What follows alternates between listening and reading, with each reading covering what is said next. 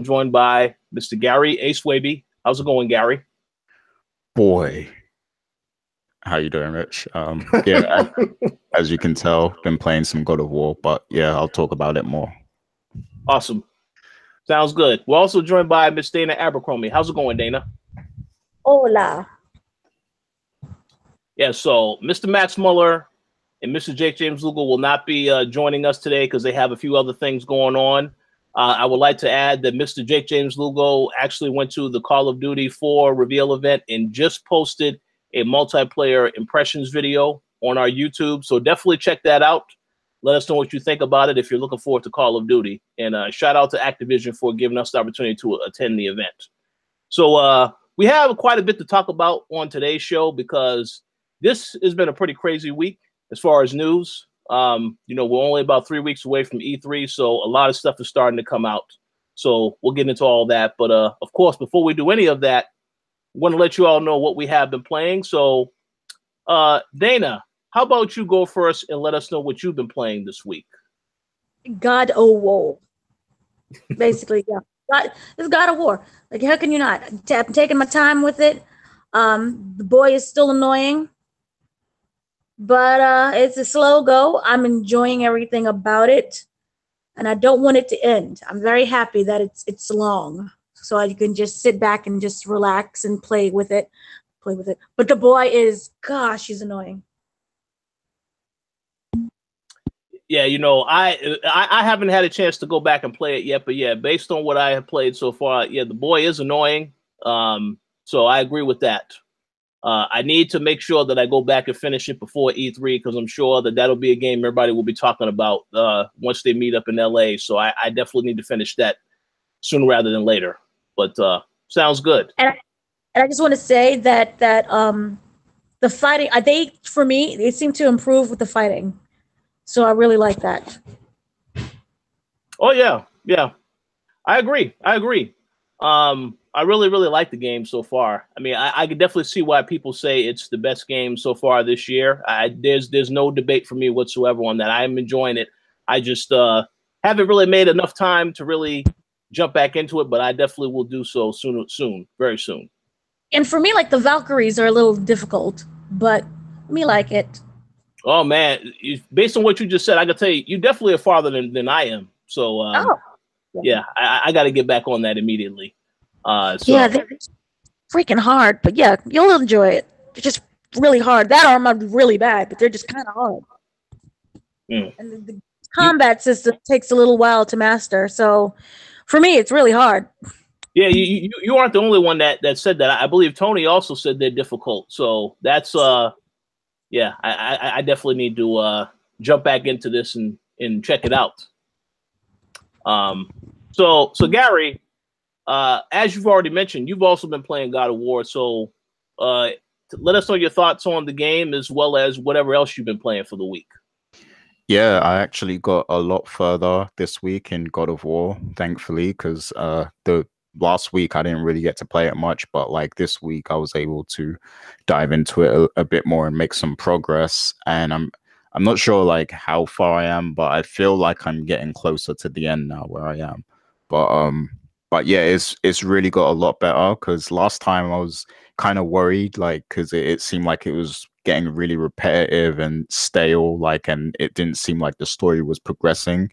But now that I've got a bit further, it's really starting to progress. And I like that, the game has the upgrades and everything, which is like an RPG element that's in it because you can, upgrade your equipment and upgrade the boy and everything. So I like that because, I am an RPG gamer. So any RPG elements I like. And I'm actually, because the thing is, when I started the game, Kratos didn't feel like a god. Like, he felt too weak to be a god. But like now that I've upgraded a lot of stuff, he's starting to feel more like god tier, so that's what I like. Like the more you soup him up, the more he actually feels like a god. But at the same time, the enemies are getting very hard as well. Like they get really difficult. I haven't actually have I fought a Valkyrie? I can't remember now, but there's some tough enemies in there. Like yesterday I was doing a side quest and there was one of these flying kind of enemies with the spear and everything. And the annoying thing was, like, this enemy, he throws a lot of bombs on the floor and stuff. And if you step onto one of those, it takes away a chunk of your health. But the thing is, like, he's able to throw these bombs on the floor while you're in mid animation. So say like you're rolling or you're moving forward, Kratos moves kind of slow.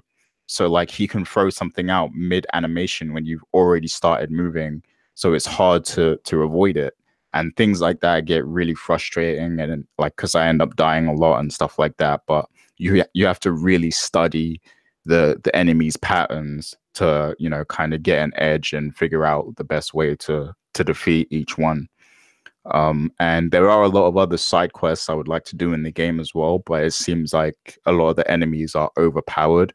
So I think I have to kind of progress a little bit more in the story and then upgrade my equipment and then go back to them. But just the fact that it has so many side quests is definitely something that's new to the God of War experience as well. This definitely doesn't feel like any of the other previous God of War games, but that's probably a good thing because those ones were getting stale. So yeah, I'm definitely starting to warm up to the game a lot more now, especially since the story's kind of, you know, starting to open up a bit more, and I'm seeing, you know, more things that kind of set up what's gonna happen later, I guess. But yeah, good game, really good game. I definitely agree. It's the best thing that's come out so far this year. Probably next to Monster Hunter World. But yeah, I actually like it a little bit more than my problem with Monster Hunter World is that it's too repetitive. And I understand, like, if that's what you want is just, you know, hack and slash and go at it, then that works. But for me, it's just a little too much. So, and I also like story. There really isn't that much of a story, or hardly any. So that's why I like God of War better than Monster Hunter World. yeah. I mean, I can see that if that's what you look for in a game. I can see that for sure. Yeah, the God of War is definitely great. Like, both games are great for different reasons. So yeah. But besides that, of course, you already know what I've been playing. You know, Overwatch. And it's actually, I think today is actually the anniversary, the 2-year anniversary. And, did you see that? Say what? New map? Yeah, there's a new map coming, and there's a new event coming on Tuesday as well. And there's going to be a bunch of new skins and new content for the game and everything.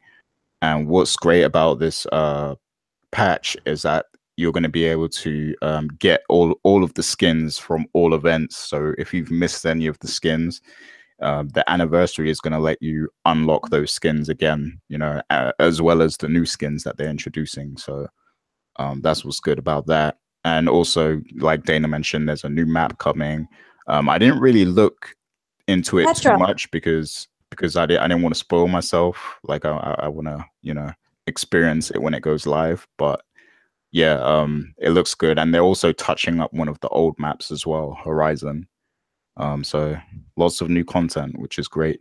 Oh, and for anyone who didn't see, there's a really cool animation that Blizzard put out today, or I can't remember if it was yesterday or today, but like they put out a video for the anniversary, and it's like a Tracer figure statue coming to life, like Toy Story, and like she makes a cake and everything, and then like there's a Reaper figure there too, and she moves it to him and he shoots it and lights the candles and everything. Like, that's a really cool video. It's very short, so go check that out because that's pretty cool.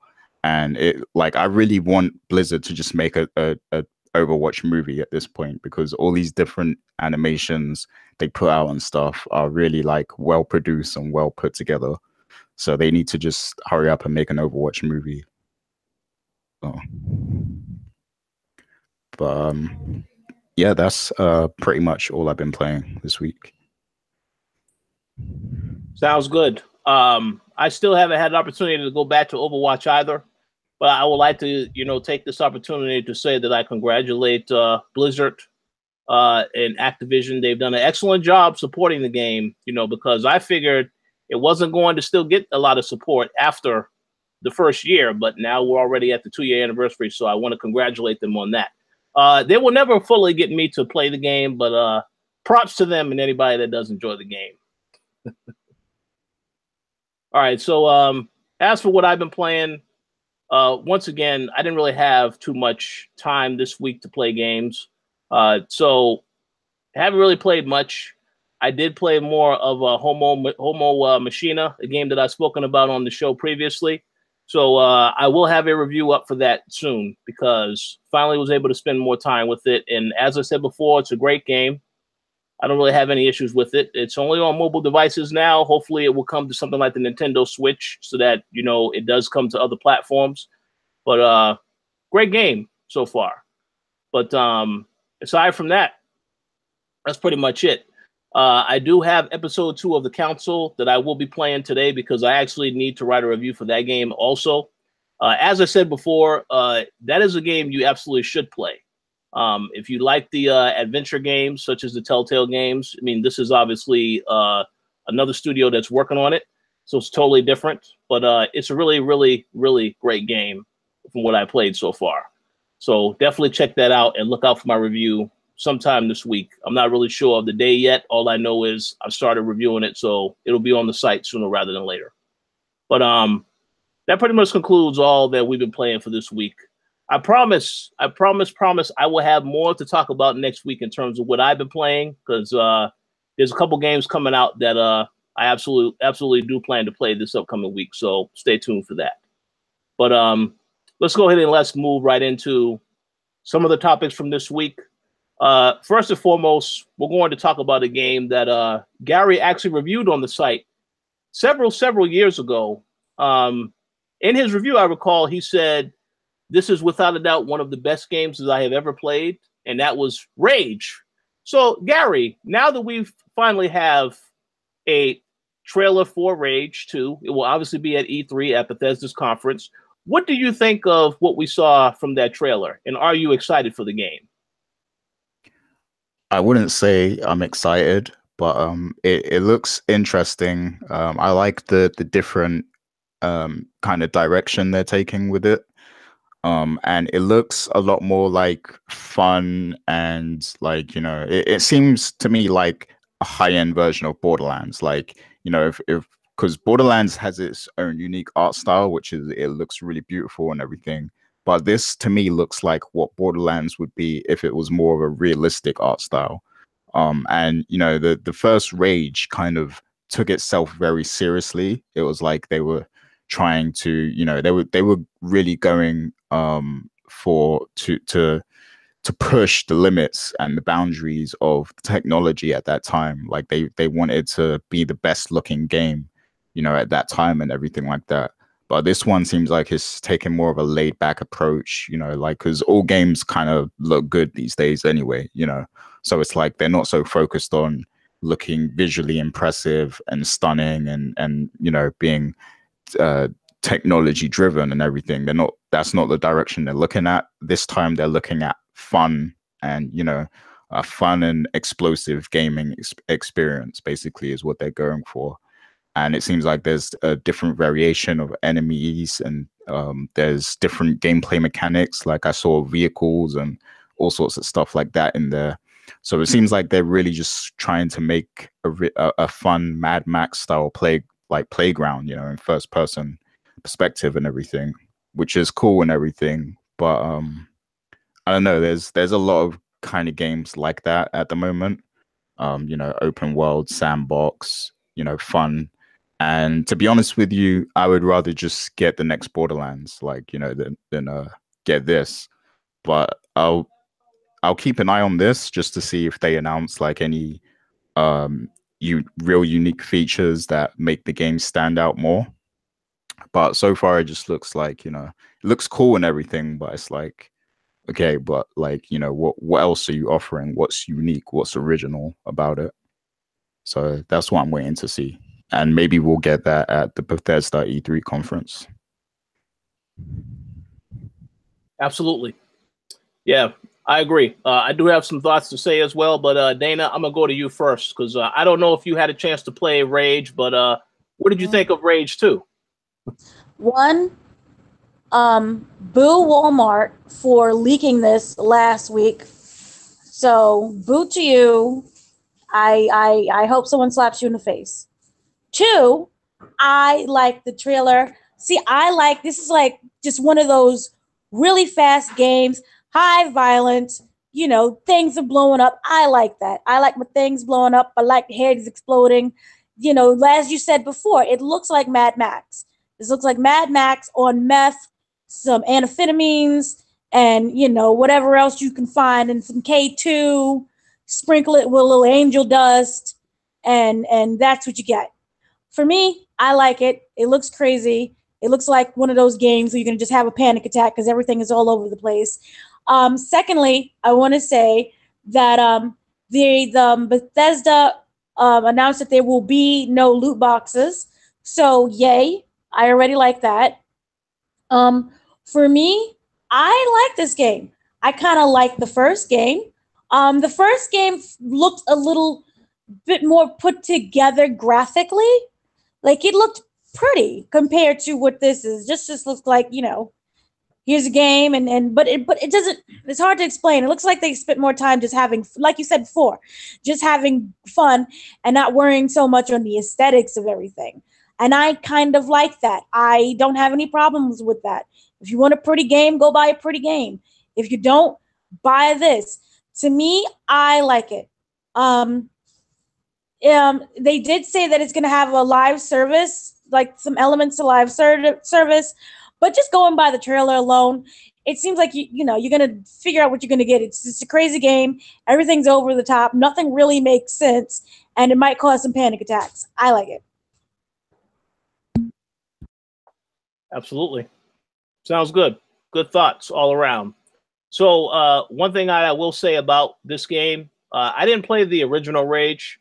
When I saw this trailer, I thought it was fantastic. And then when I found out that Avalanche Studios helped with this game, I said, oh yeah, this game is going to be pretty. It's in very good hands. Avalanche Studios, the last game I believe they worked on was the Mad Max game. And unfortunately for them, they released that game the exact same day as Metal Gear Solid 5. So I'm pretty sure a lot of people just ignored that game completely. Maybe there was some that went back to it. I know that it's been on Xbox Live and PlayStation 4, well, PlayStation Plus. It's been on both of those services already. So you could download it. No longer there now. I mean, but yeah, when I saw that they were involved with this also, I said, oh yeah, it's great. I thought the trailer looked great, over the top. Obviously, want to learn more about it at Bethesda's conference, which of course we will. One surprise that I did take away from the actual trailer, I saw a couple of news stories going around saying that the game is coming out in 2019. And the reason why we'll say what? No, that's what they said. Bethesda kind of semi-confirmed that spring 2019. Okay.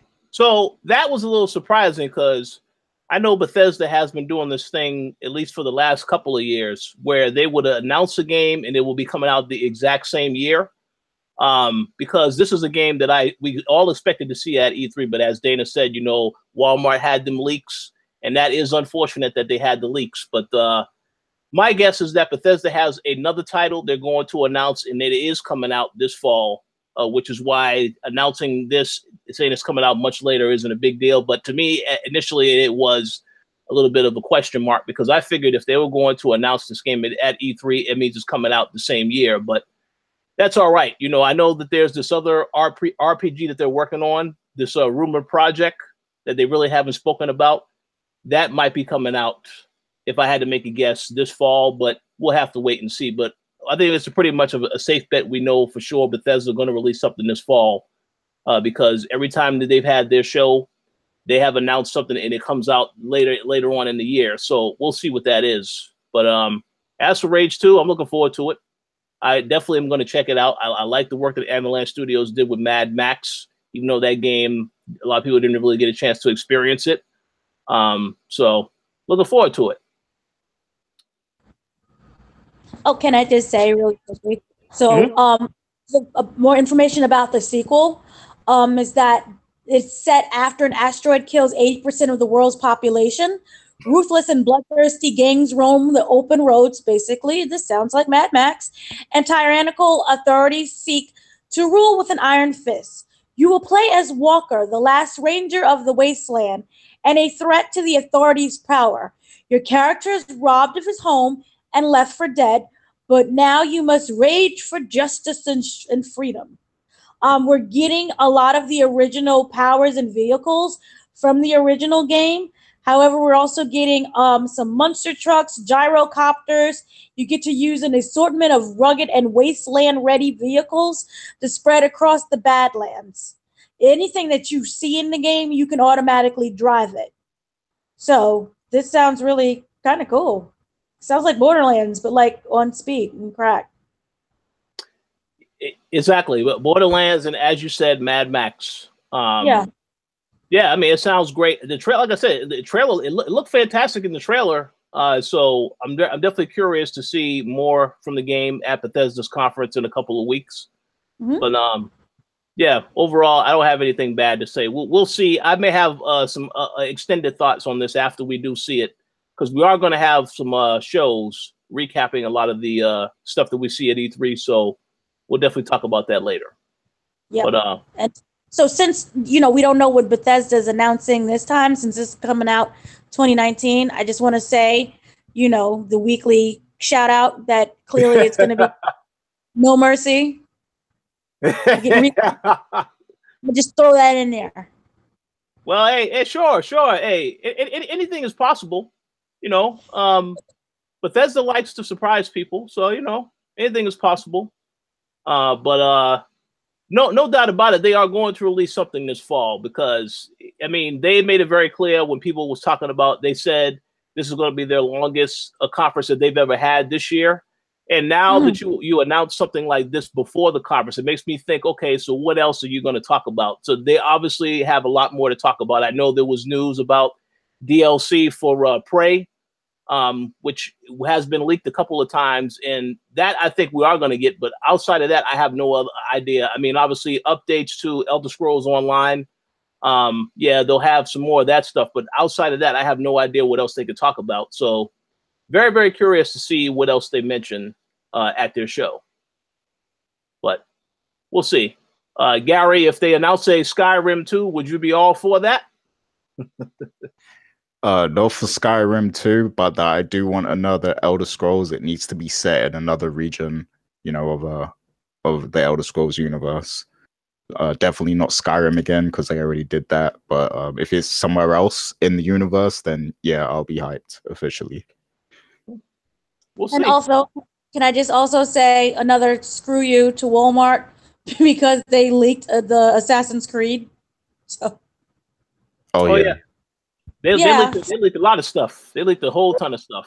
Yeah, they leaked like over 40 games. Yeah, that's about accurate to me. So the new Assassin's Creed takes place in World War II, right? Or something. Yes. They're also doing a comic book, and also they're trying to set up some type of learning centers for schools, which actually I'm all for, because when Assassin's Creed, to me, it's like it's doing a better job teaching history than the actual school.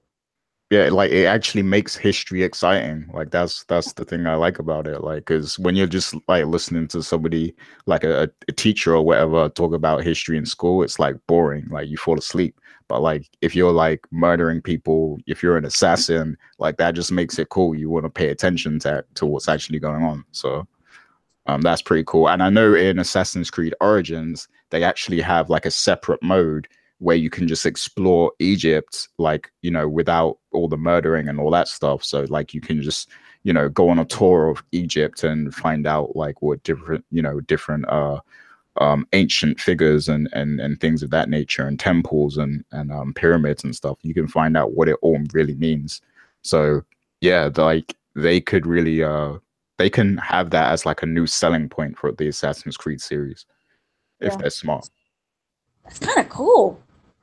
So yeah, it's already they started testing in schools in Queens, New York. It's in America, and they've had positive responses so far that they had 75 tours.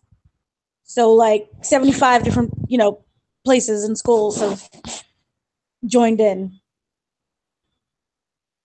So nice. Cool. And the comic book series that will be set in World War II. That sounds exciting.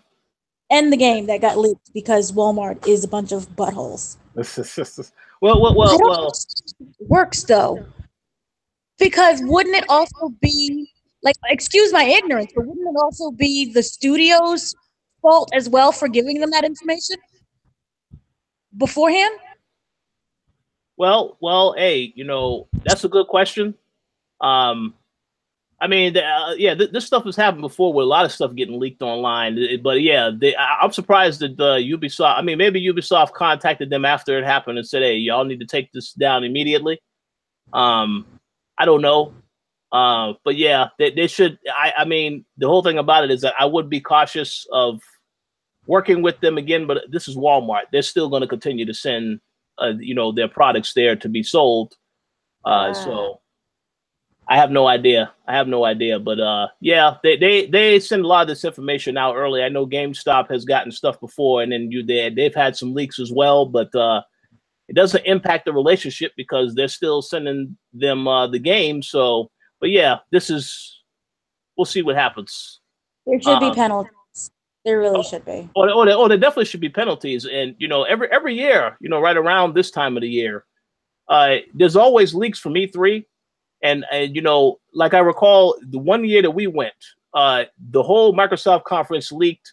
I believe it was a day before it actually started, and pretty much everything from the start to the end of the show was revealed, was leaked. And then, of course, at the end, that's when they announced, "Oh, we have the Xbox One X at that time, Xbox Scorpio coming out next year." But everything we knew about beforehand. So that kind of killed the experience when you walk in there. I mean, it was a great show, but just to know everything that was going to happen ahead of time was very annoying. So we'll see about the rest of these leaks, because I'm pretty sure everything on the leak is accurate, with the exception that there's definitely some errors in there, because Forza Horizon 5, we haven't had 4 yet. So that's off, but we'll see. But they were pretty detailed about the Assassin's Creed Dynasty, and that is take place in most of modern Greece. Like they name like the different areas, like Macedonia and the fancy seas that I can't pronounce because I'm dyslexic. But Road will be in the game, and it's going to be a similar DLC to the other games. And there's Templars, there's families that control the cities, and the 3 provinces as the Roman clients and administrators propaganda to the new emperor, sorry. And you get to play as a male or female protagonist from Sparta. Again, this is all speculative. We don't know. And that there are major differences are going to be in the main story. And that the targets, the skills, and the customizations are going to be based on characters chosen. So we'll see what they have to say. But still, screw you, Walmart. Basically, they said that it's going to be way different than Origins. If anybody liked Origins or hated it, it's going to be opposite. Yeah, I mean, I enjoyed Origins. So go ahead, Gary. Oh yeah. Well, from what I've played, I've enjoyed Origins. I still need to go back to it. But in the chat we have Mr. Ruthless Kid, aka Blackman, and he's saying that he actually didn't like Origins and he wishes they didn't take a year off and that they kept things the same. But he's excited for more Assassin's Creed. So yeah. He needed to take a year off because it was just oversaturated. Well, every year with the game, and I just feel like they was focusing on something that was good. To me, it was like similar to another 2K8 WWE game. Yeah, the game that's always the same. So it's the same. Yeah, so it needed a break. Well, we will see if they have learned their lesson with this other game, because if this game is coming out this fall, now that they have delayed Skull and Bones, there's something coming out this fall. I don't know if it's Splinter Cell or Division 2, but if this game gets announced and comes out this fall, then no, they didn't learn their lesson. They didn't give enough time to breathe in between this and the other game. So we'll see. I need that Splinter Cell. I need it. Yeah, we definitely need Splinter Cell. I agree 100%. So I don't have a problem with that coming out this fall if that's when it's dropping. But we'll see. Right. All right. So any thoughts before we move on to our next topic? All right, Gary, I'm going to go to you next on this one. You know, last E3 that we attended, we played a ton of great games. But there's one game in particular that Gary Swaby really, really, really, really enjoyed. And that was a game called Lawbreakers. You know, we got to see Cliffy B. He looked happy. And also, you know, keeping to himself, also made a point to talk to certain people, didn't talk to other people, which I find interesting. But now that Lawbreakers has proven to be unsuccessful, and they have this other game called Radical Heights, which also was unsuccessful, Cliffy B has announced that Boss Key Productions is closing its doors indefinitely, right away. Obviously, there are some people that work there that they have already had a lot of different companies reaching out to them, saying that they're hiring as well. So that's a good thing. But I just want to get your thoughts, starting with you, Gary. What do you think of all of this happening with Cliffy B and Boss Key Productions? Yeah, first of all, can you guys hear me okay? Because I don't know if the connection's a bit off or not. Well, it is a little in and out right now. Okay. Just yeah, as for yeah, like I guess I saw this coming, like from the moment they kind of shut down Lawbreakers, and then you know they announced Radical Heights out of nowhere. They didn't have that point because it's like, okay, this isn't a rollout for a video game. Like you don't announce a video going live. So that right there told me that minute effort to kind of put some basically follow a trend, which is, you know, the current trend is battle royale, and they wanted to try and salvage something to keep Boss Key Productions going. But where I think just you before when at E3, you know, it's all about him. Like he's a very arrogant and self-absorbed person. Oh, can you guys hear me? Oh yeah, it's choppy. It's choppy, as they were saying in the chat. It's choppy now. The audio is choppy. So you may have to sign out, sign back in if possible. Is it is it really bad? All right, keep talking. Let's see. Say something else. Yeah, I was saying like he comes across as a real self-absorbed person. Okay. So it sounds good. It sounds good now. Let's try to keep it there. Okay. Okay. Hopefully, otherwise, if it keeps going bad, I'll. But yeah, he comes across as arrogant, and I think he puts a lot of focus on himself, and he wants his reputation to kind of carry him. And I don't think he actually puts in a lot of the attention to detail and the research.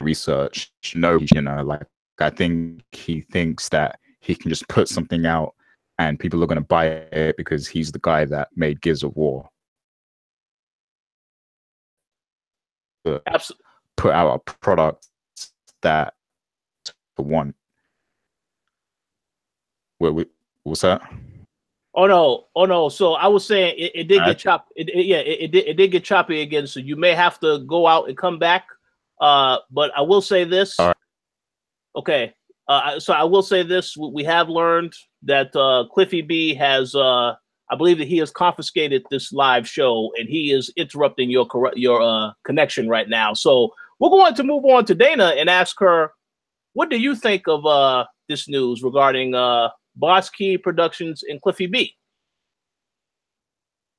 One, I think that is very unfortunate. I mean, the guy started out with just a dream of wanting to have his own production studio thing, and everything looked like it was going okay-ish. But then, you have to lay off your employees, and then you have to tell the world basically that you're a failure, and it's kind of really sad. I think that, well, overall it's sad. I think that, somehow the game's Lawbreaker, for some reason, it just didn't get much attention, and people just somehow like forgot about it. And, I don't know per se, what was the cause of everything aside from no one really buying the game. I think that, it just wasn't really launched properly. I think that it never really had a chance, and therefore I believe that the studio itself never really had a chance. I mean, from the beginning, it had such negative press, and with that means you're not going to be able to grow your company the way that you want it to grow.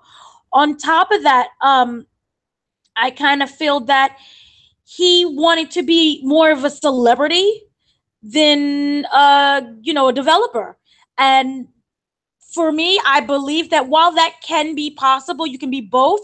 You do have to, give attention to what it is that you're developing, your game, and be a part of it. For example, you have somebody like Hideo.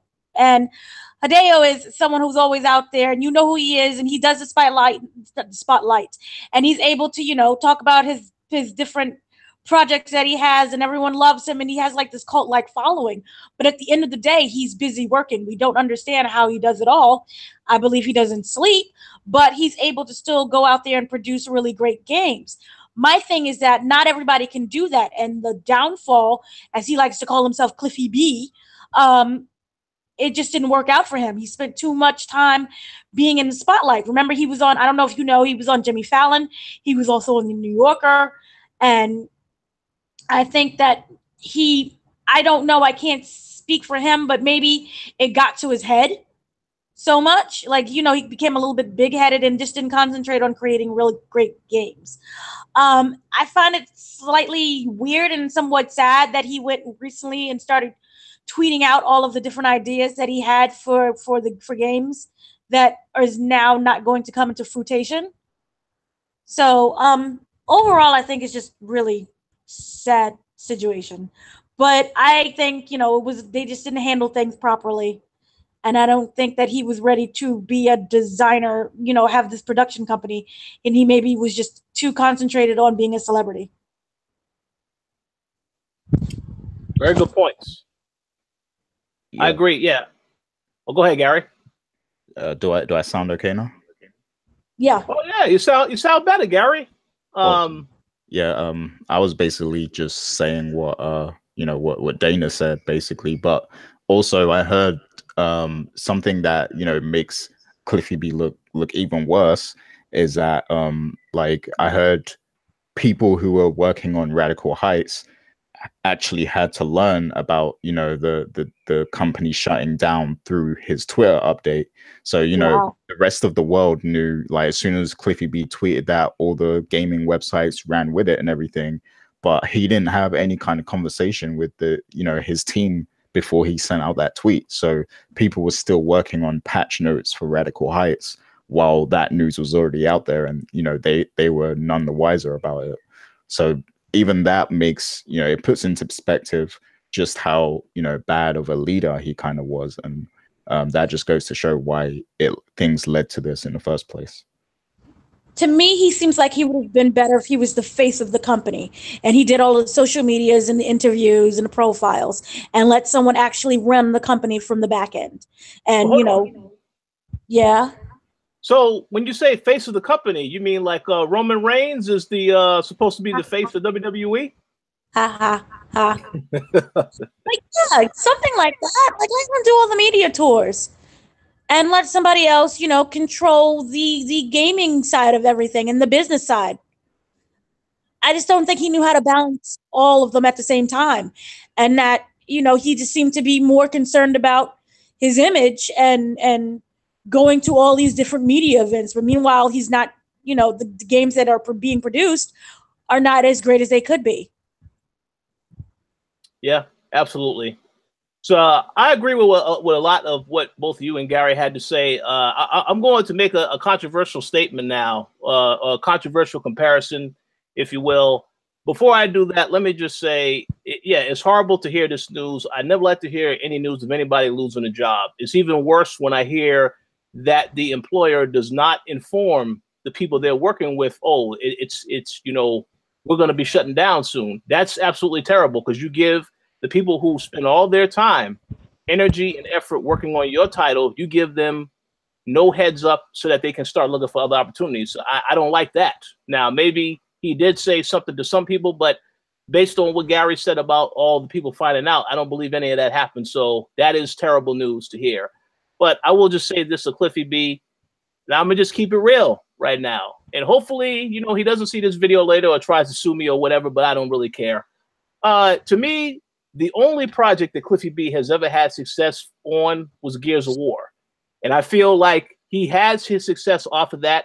Ever since then, he hasn't done anything special with what he's done in the industry.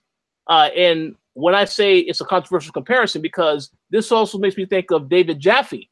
The fact that he worked on God of War, that is a game that he is known for without a doubt the most. Of course, he had Twisted Metal as well, but he hasn't had any great game since then. We had Drawn to Death, that game that came out.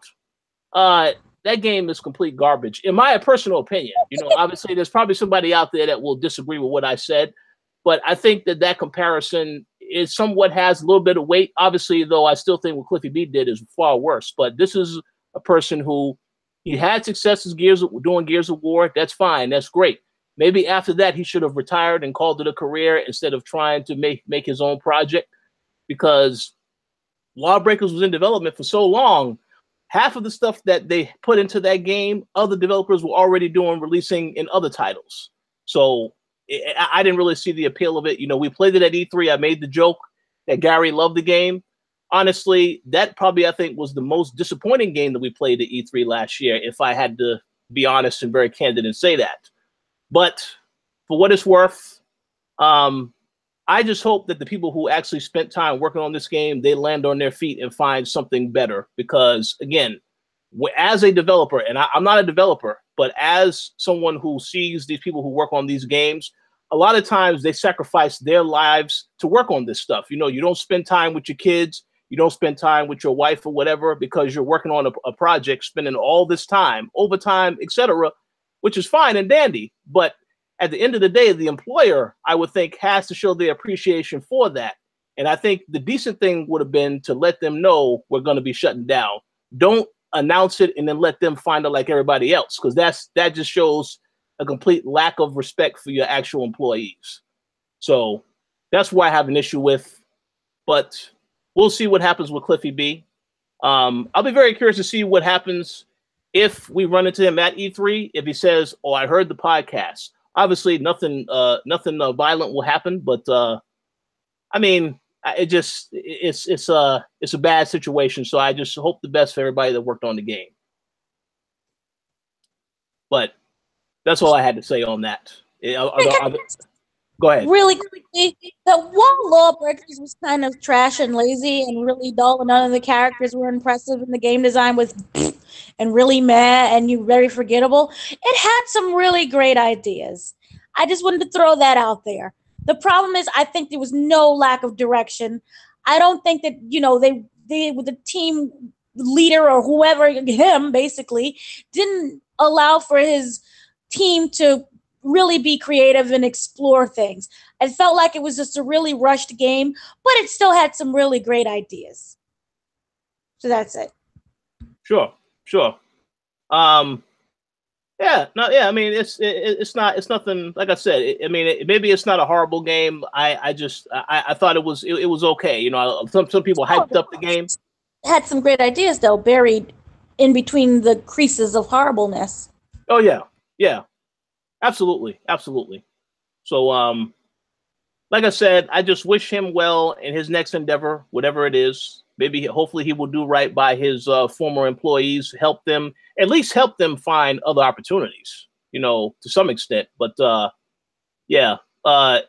think I think Gary called it when he said he predicted this was going to happen after We saw what happened with Lawbreakers. I just find it funny how, you know, the name of the game, Radical Heights, that is exactly the extremes that they went to after Lawbreakers flopped. They went to extreme Radical Heights to try and, you know, continue to do stuff with their company, try to make a game that people would like, and it was unsuccessful. So we'll see what happens. But again, I wish the people well, and whatever the next project is, we'll see what is how he recovers from this if he doesn't just straight up retire and say he's done making games. But we'll see. Yeah, I mean, like Cliffy B was successful when he was at Epic because all he had to do was play his position. But you know, like being given this much responsibility, you know, when you're, you know, he's probably not that good or a responsible person. That's why this all fell apart. So he probably learned a lot. Like I'm sure he's learning a lot of lessons, and I hope he takes all of this on board. And I hope that this, you know, experience follows him to whatever he happens to do next. And hopefully that will work out better for him in the long run. But yeah, like you said, I hope that everyone, you know, all the people who actually worked on the game and all the people who are still updating the patch notes for Radical Heights and everything, I hope those people land okay. But yeah, exactly. That's what's most important, you know, because again, those people, yeah, they put a lot of time into this project. So yeah, hopefully they find new opportunities, which I'm sure they will. And hopefully Cliffy B, you know, if he does decide to continue making games, he'll maybe scale back some of his aspirations or just try to do something else. But we'll see what happens. Any final thoughts before we move on to our next topic? All right, so Dana, now I'm going to pass the mic over to you because I believe there are a few entertainment things you wanted to mention, so the floor is yours.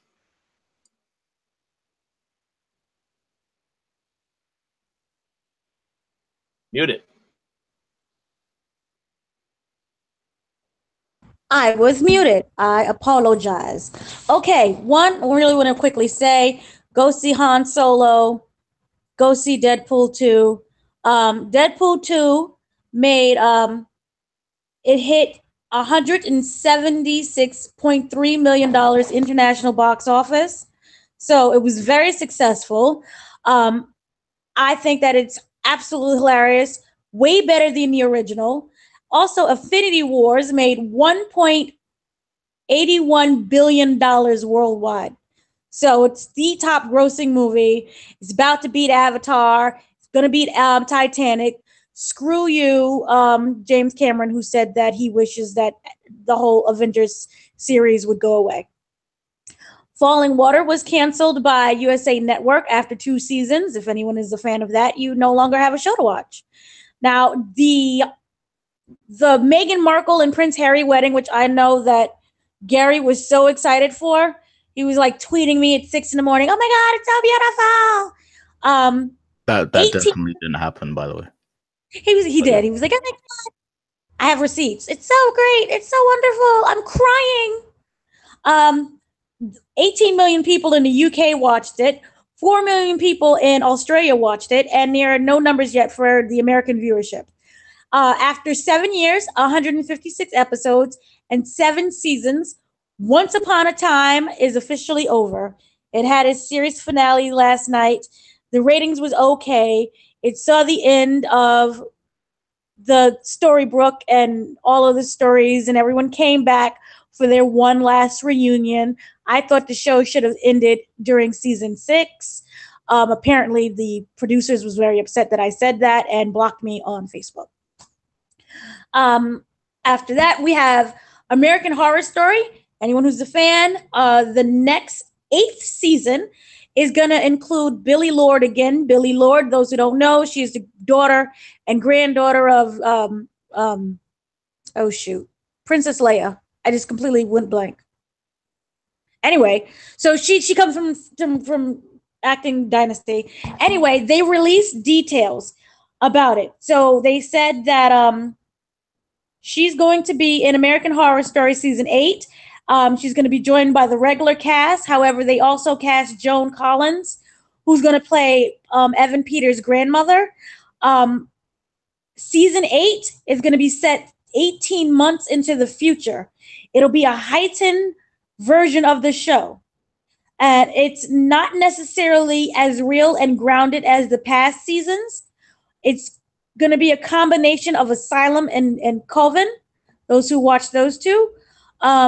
It's rumored to be called American Horror Story Radioactive.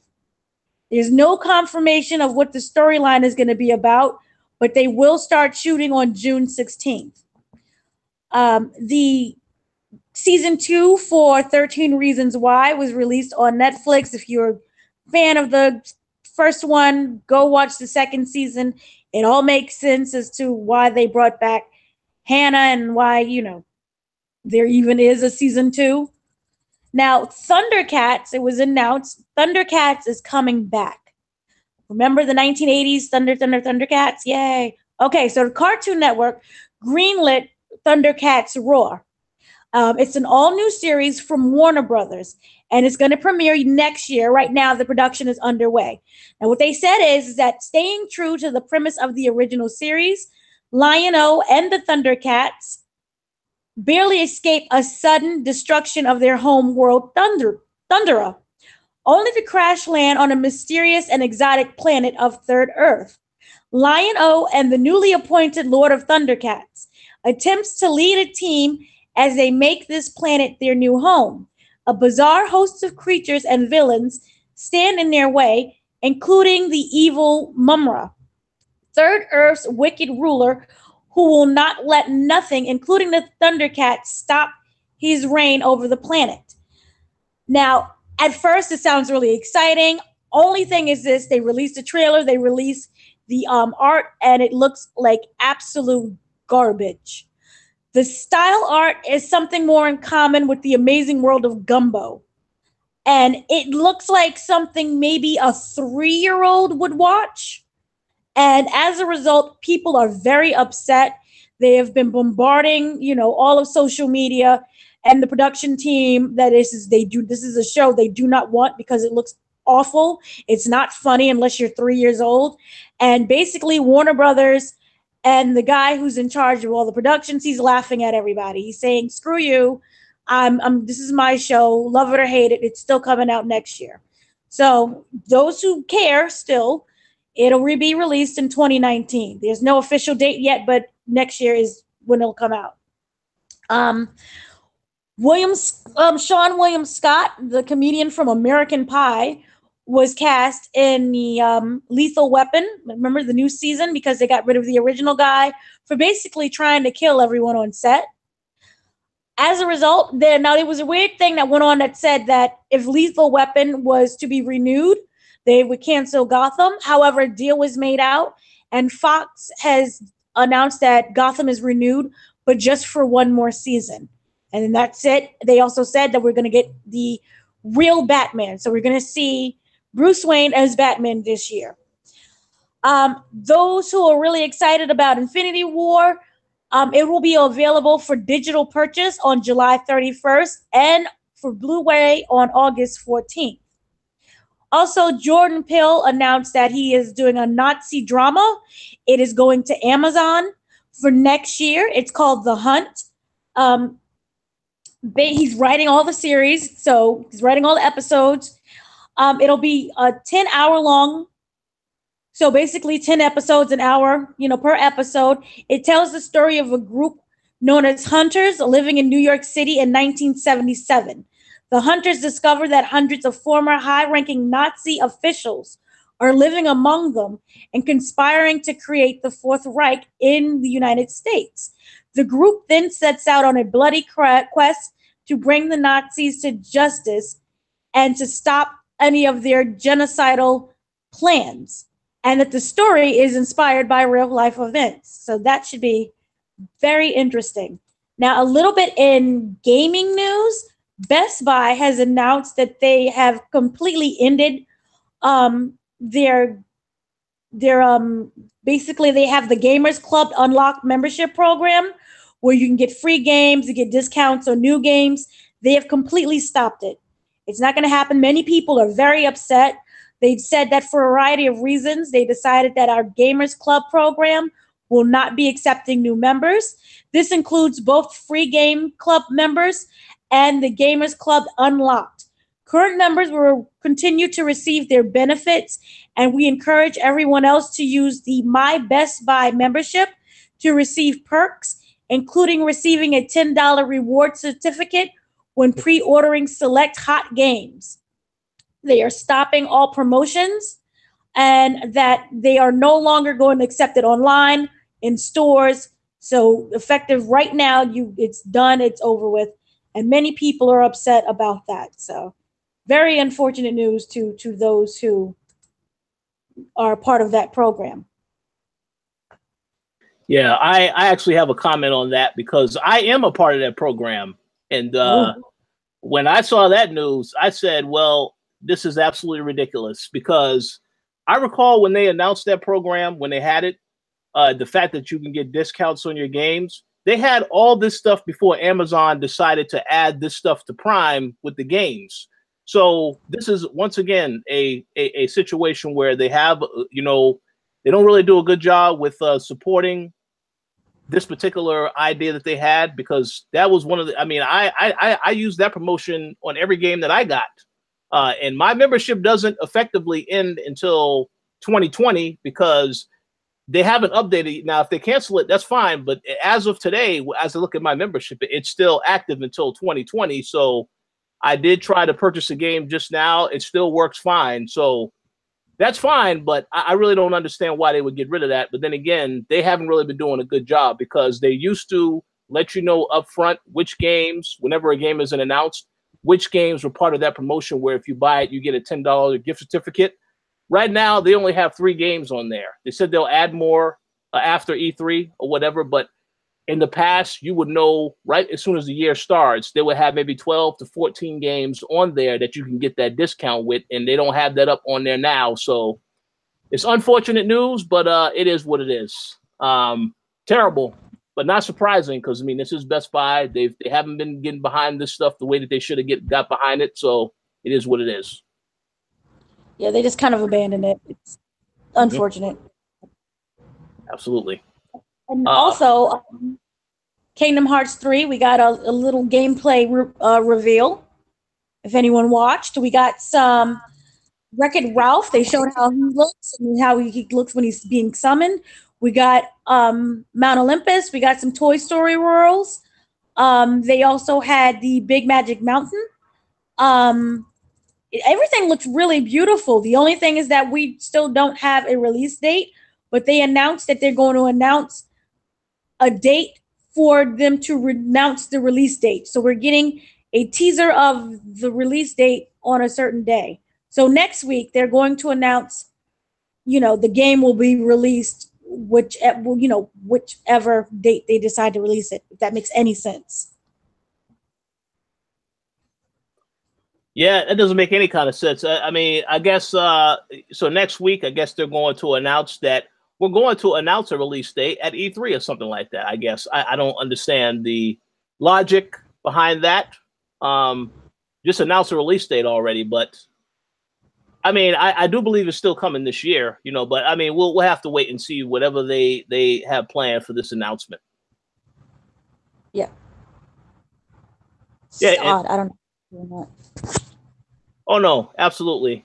Gary, I know you are a Kingdom Hearts fan, so are you looking forward to this announcement, or you don't care? You just want them to talk about when the hell is Final Fantasy VII Remastered coming out? No, I do want to because I haven't beat the first 2 Kingdom Hearts games and all the extra stuff. I do want to get into it, but yeah, I am keeping an eye on Kingdom Hearts. I know it has a huge fandom and it has Final Fantasy characters in it, so I'm interested just for that fact alone. So yeah, I'm definitely going to be keeping an eye on all the new announcements and stuff. And I still think there's a chance it will come out this year. So yeah. I doubt it. Maybe they're going to announce that it's delayed. Ha I have no faith in this game getting a release date. We'll see. We'll see about that. We'll know sooner rather than later. But I will say this: if they announce if they announce that we are going to announce a release date, and then the actual news is that it is delayed, that'll be absolutely ridiculous. Because I mean, if you're going to do an announcement of an announcement, that would give it be an indicator to me that okay, so there's going to be some good news I'm going to get with the second announcement. But if they say it's delayed, that will be absolutely ridiculous. I would have to give them a thumbs down for that.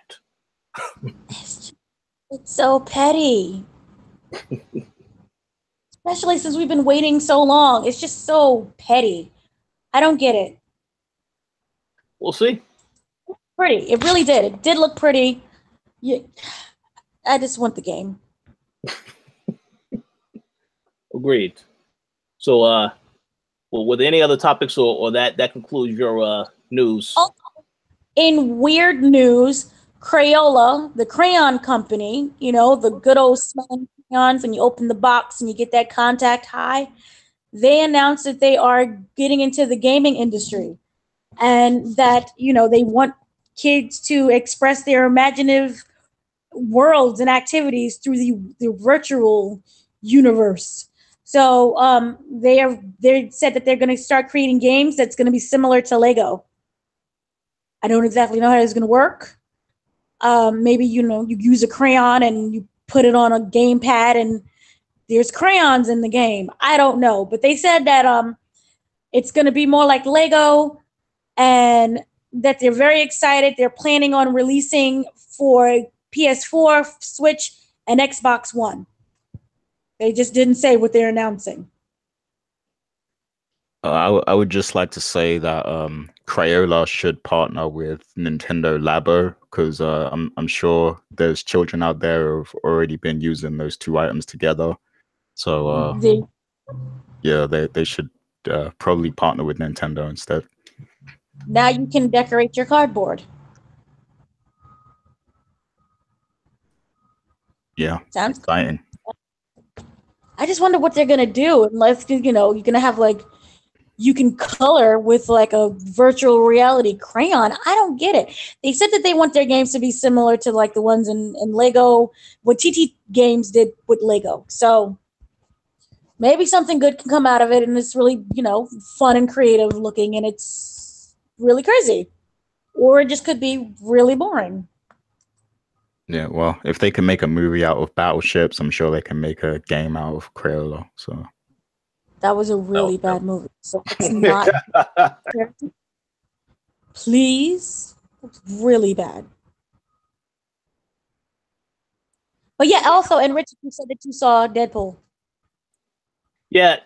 Oh, yeah. I just want to make a quick comment on it. I don't want to give any spoilers because maybe some people that still haven't seen it, Gary. But I would just say this. Yeah, I thought that it was better than the first movie. Really, really funny. And in the scenes after, when the credits start rolling, that had me on the floor because I was surprised they actually went back to fix that. Yeah, but there was like 4 of them. Oh yeah, it was. You know, now there wasn't any scenes after the credits, which, you know, some people are a little disappointed in that in the theater I went to after. Because I guess they thought they were going to see more scenes, but no, the mid credit scenes were absolutely hilarious. Very, very curious to see which direction they go in next with this particular franchise. If there is going to be another film, I mean, at the way it ends, I would assume that either it can be another film or they can just have Deadpool and other characters show up in other stuff. Well, they said that they don't want to do another Deadpool sequel. They want it to be X-Force. Okay. Well, yeah, that makes sense. And they also said that Cable storyline, I believe, is supposed to extend to at least 6 movies. Yep. So deals. So in other words, yeah, we'll definitely see Cable again. As for Thanos, well, I think his time will be over after the next Avengers movie. Spoiler alert, but we'll see. Oh, maybe he could like be defeated and then come back in the next phase. That's possible. Who knows? That's possible. You know, they said that we're getting an all new Avengers after this move, after Infinity War 2. Interesting. So the whole new Avengers, you know, Bucky will be bucking and Falcon will be flying around and poor little Don Cheadle, they keep disrespecting him. They don't even give him any legs to use properly. See him just doing oh God, it's so disrespectful. How come they went and they helped Bucky more than they helped War Machine? What kind of legs was those he got? Those weren't vibrating. They didn't even help him in Wakanda, like all those black people. They didn't help him. Oh no, they like no, he didn't need. They said he don't need no help. He got the suit. He can get around with the suit. So that's it. He was walking like he was the Hulkbuster. So bad.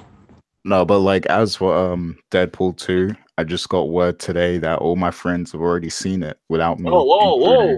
Including Ruthless Kid, including Ramiz. So yeah, I guess I gotta go solo to that one. Well, since Ruthless Kid is in the chat right now, I'm gonna give him a thumbs down because he should have contacted you. Y'all could have saw that movie, or at some point this weekend. So Ruthless Kid, that's unacceptable. You need to work on that. Nah, he did let me know ahead of time though. But yeah. Oh, he did. Okay, so I'm gonna put you on the spot, Gary, and say you need to work on that then, and get to this movie immediately. Yeah.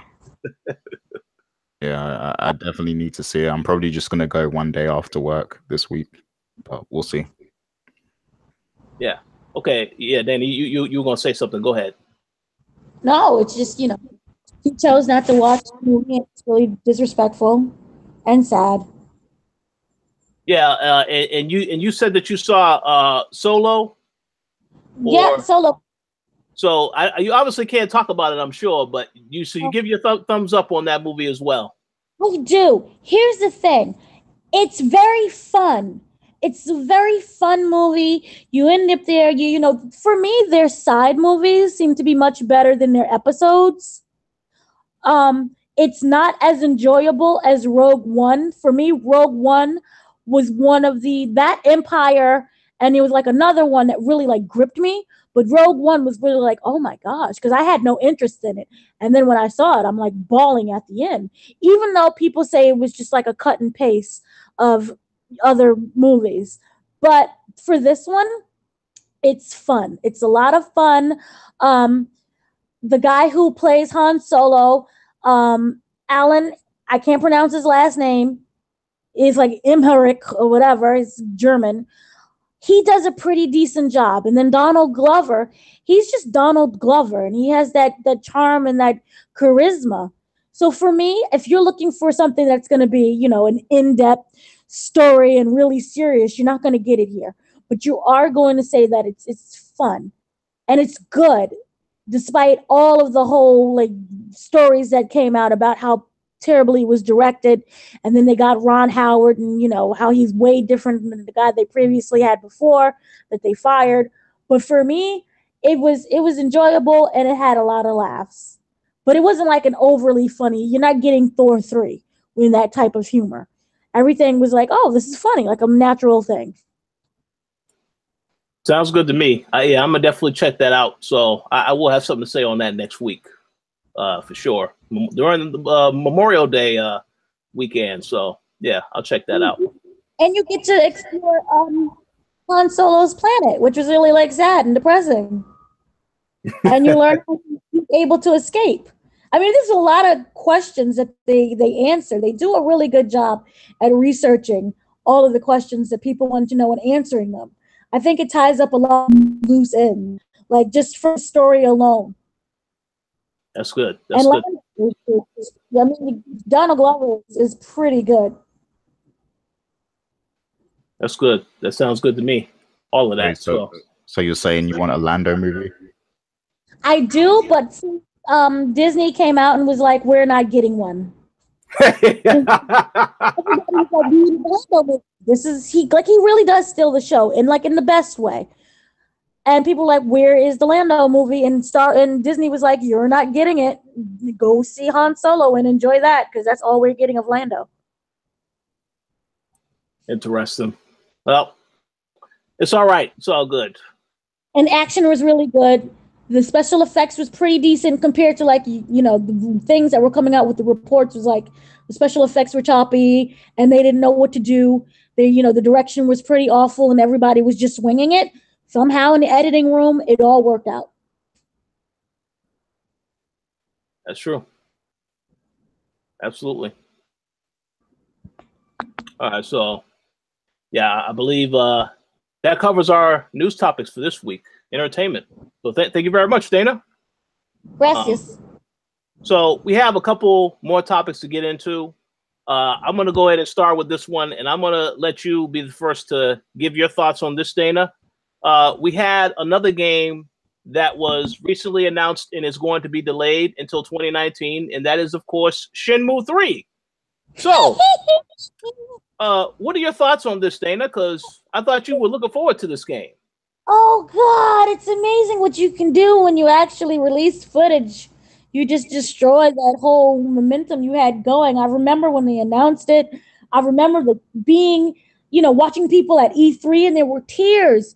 There were actual tears in grown men's eyes. And the cheers, and I was cheering. And remember that whole GoFundMe thing? And people ran in and it raised so much money so quickly and it broke all records. And then you found out that they already had the money for the game. They was just trying to find out how much interest people had in it.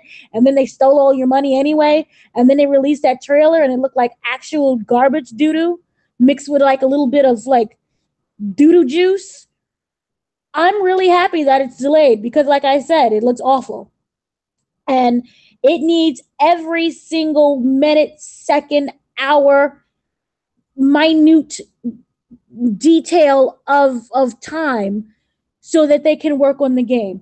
And actually, I hope that they spend maybe 2 years working on the game. No offense to anyone who still loves it and wants the game right away, because it looks awful.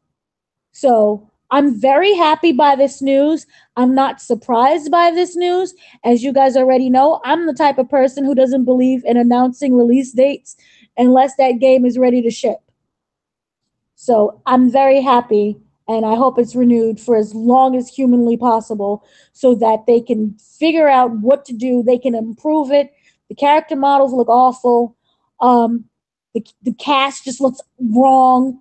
The new footage that they kind of released was just, it looked old. It looked old and unworked. It looked like a first grader decided to do a fan trailer.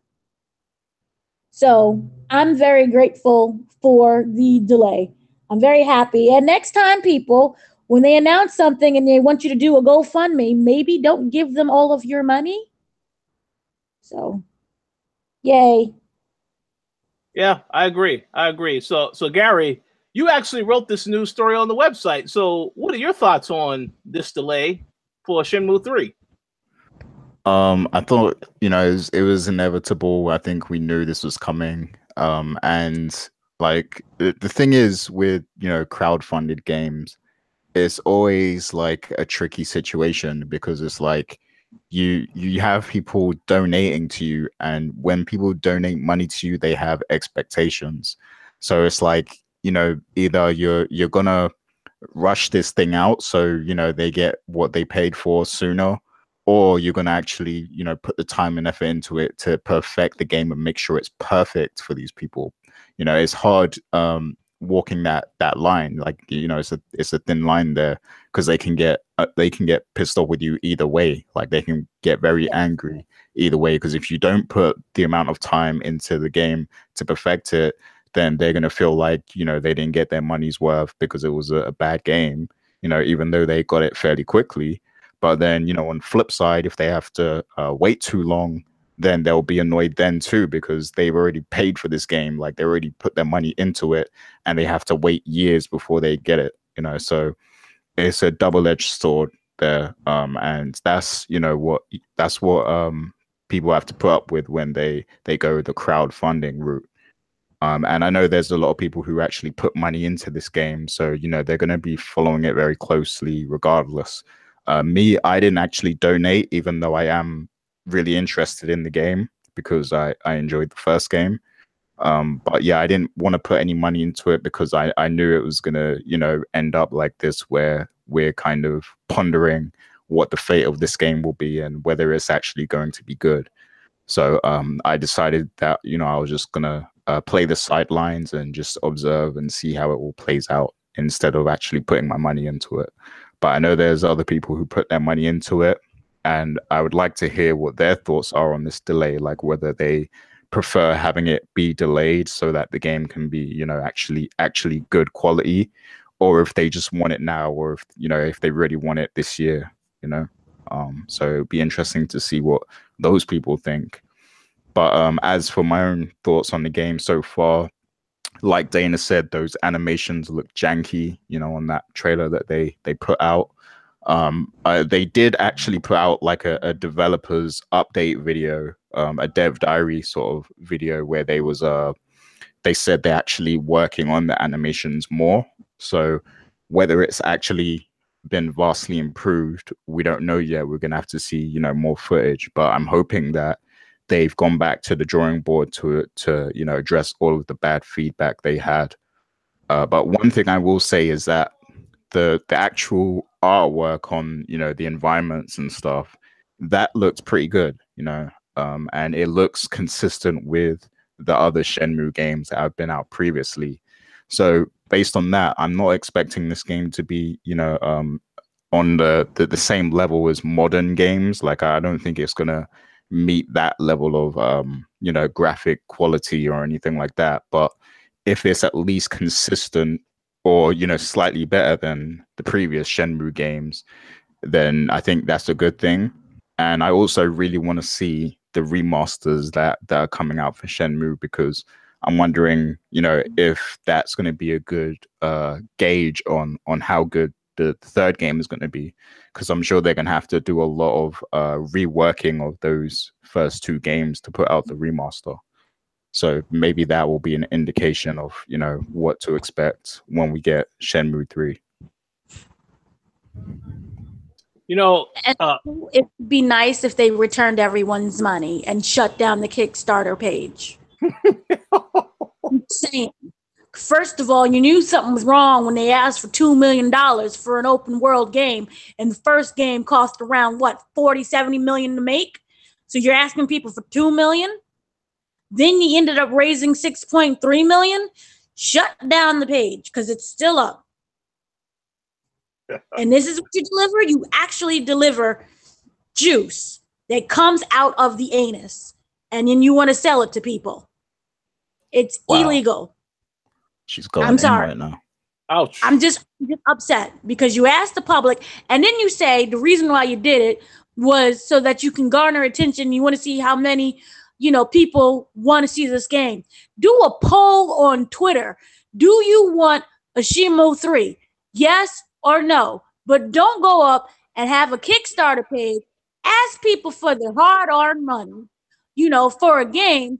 And 2015, we're in 2018, and you deliver something that looks like a first grader's drawing. Yeah, I'm mad. And I didn't even donate any money because I'm broke.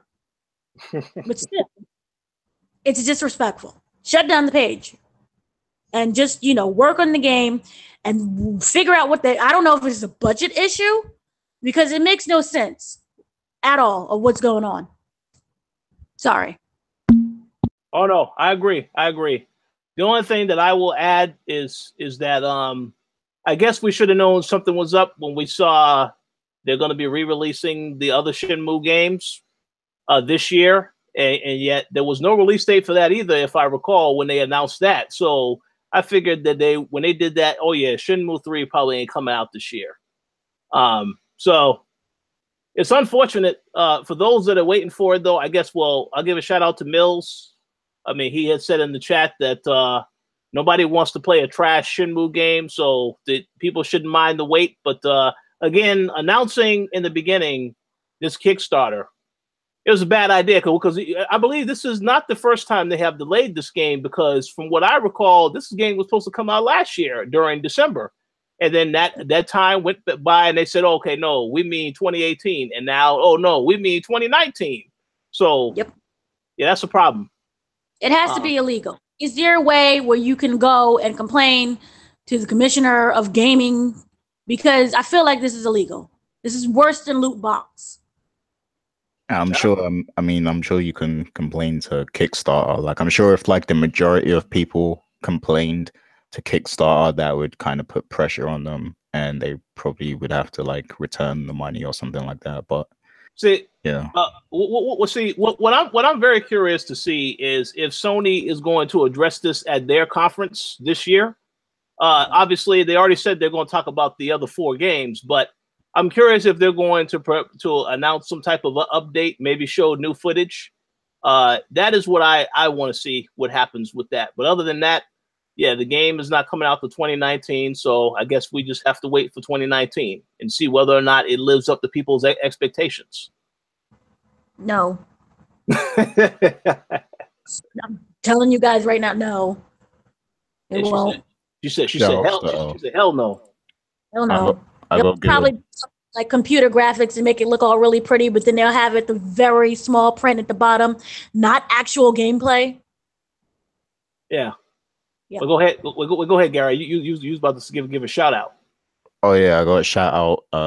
Former Koalition staff member Fergus Mills, because he said he's looking forward to it and he's just happy it exists because he wants that conclusion to the story. And yeah, I kind of agree with that. I do want to see the conclusion, but I want it to be good too. We don't need it. I want to pray for in a timely manner. Go ahead, Dana. I'm praying for him because you're not supposed to look forward to this. I'm gonna pray for you to see the light and find other games. Yeah, we'll see. Yeah, he laughed too. So yeah, we'll see what happens. All right. So, any final thoughts before we move on to the next topic? No. All right. Now, this next topic is going to probably anger some fans. So we're going to go ahead and put up our shields now. We have to protect ourselves from the Xbox fans that may come after us. Obviously, this week, there were a lot of State of Decay 2 reviews that dropped. And the general consensus is very mixed. A lot of people say this pretty much is the same game that they played with the other State of Decay. It still has a lot of glitches, a lot of technical hiccups, so on and so forth.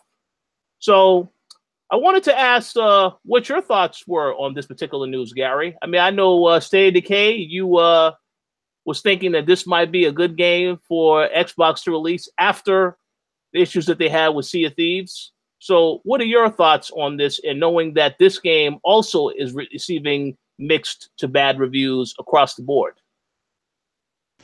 Yeah, I mean, like, State of Decay 2 doesn't appeal to me that much personally because I'm not really into zombie stuff that much. Like, I see it as played out. But a lot of people were looking forward to this, and I did kind of think, maybe this will be an actual solid experience for Xbox owners, because right now let's be real, they're kind of lacking. Sea of Thieves was probably fun for a week. There's still no sign of Crackdown. There's just not much floating around in Xbox land right now. So I was hoping for their sake that State of Decay was going to be good, and I haven't played it myself, so I can't talk from experience. But yeah, those reviews aren't looking good. The Metacritic was, I looked at it twice, and in those 2 times I looked at it, the number declined, the second time around. So yeah, like it's not looking good right now. I'm hoping the theory that Mr. Max Moller had is true, where Sea of Thieves, State of Decay 2, and Crackdown are going to be like the last of the games that were kind of being developed with the old Xbox mindset, and that everything after those 3 games will be significantly better because that will be more along the lines of Phil Spencer's vision. So I'm hoping that reigns true, and that after those 3 games come out, there'll be nothing but fire games. And I'm also hoping at E3 that Microsoft announces a bunch of games that are coming out this year, exclusive games that are coming out this year. We already know there's going to be a Forza, and if the leaks are anything to go by, we might have some more stuff coming, like Gears or what have you. So I'm hoping they have a lot more richer experiences coming within the months to come now. But the fact that we still don't have a release date for Crackdown is really worrying. Like, like, because that game was announced years ago, like 4 years ago or something like that, and it's still not here. So yeah, this makes you scratch your head a little bit. Absolutely. So I do have a few thoughts, but I'm going to go over to Dana first. Dana, what are your thoughts on State of Decay 2 and the mixed reception that it has gotten so far?